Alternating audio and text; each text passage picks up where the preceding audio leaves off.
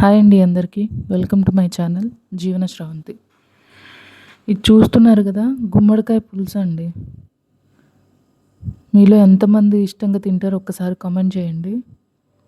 నాకైతే first time పెళ్ళైన కొత్తల్లో అనమాట. 16 రోజులు పండుగ చేస్తారు కదా మన సైడ్, ఆంధ్ర సైడ్. అప్పుడన్నమాట ఈ గుమ్మడికాయ కూర కంపల్సరీ తినాలి అని చెప్పి మా ఇద్దరికి పెట్టారండి, నాకు మా హస్బెండ్కి. ఒకే ఒక్క పీస్ వేయించుకున్నాం ఇద్దరం. నువ్వు తినంటే నువ్వు తినని ఇద్దరం అస్సలు తినలేదు. చివరికి ఎవరికి కనపడకుండా పడేసాం అనుకోండి. ఆ తర్వాత ఒకసారి ఎవరో ఇంట్లో గుమ్మడికాయ కాసిందని చెప్పి తీసుకొచ్చి ఇచ్చారు. ఊర్లో ఉంటాం అప్పుడు.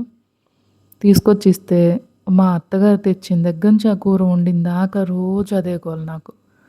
ఆవిడకేమో చాలా ఇష్టం అంట. ఆ గుమ్మడికాయ కూర ఎవరు తింటారు, నేను తిననని మా హస్బెండ్. సరే అని చెప్పి నా స్టైల్‌లో ఒకరోజు చేశానండి. నా స్టైల్‌లో అంటే పెద్ద ప్రత్యేకమేం కాదు. ప్రాసెస్ అంతా ఒకటే. కాకపోతే చాలామంది పులుసు అనంగానే చాలా తియ్యగా ఎక్కువ బెల్లం వేసేసి చేస్తారు. అలా కాకుండా నేను చాలా మైల్డ్‌గా పులుపు, తీపి బ్యాలెన్సింగ్‌గా వేసుకుంటాను అంతే. ఫస్ట్ టైం ఆ రోజే గుమ్మడికాయ పులుసు నేను వండటం కూడా. మా బాబు పుట్టిన 2 ఇయర్స్‌కనమాట. వండాను. అప్పుడు అందరికీ నచ్చిందండి మా ఇంట్లో. మా అత్తయ్యకి, మా హస్బెండ్‌కి, నాకు గూడా ఇంక్లూడింగ్. నేను కూడా తిన్నా ఆ రోజున. అదే ఫస్ట్ టైం నా లైఫ్‌లో గుమ్మడికాయ కూర తినటం. చాలా బావుంది. కాకి పిల్ల కాకికి ముద్దంటారు కదా, అట్లా నేను చేసుకున్న వంటలు నాకు ముద్దుగా బాగా నచ్చేసింది ఆ రోజు మాత్రం. చాలా సింపుల్‌గా అన్నీ కట్ చేసుకోవడం దగ్గర నుంచి మొత్తం ఒక 20 నిమిషాల్లో కూర అయిపోతుందండి. చూస్తున్నారు కదా ఎంత తొందరగా అయిపోతుందో కూర.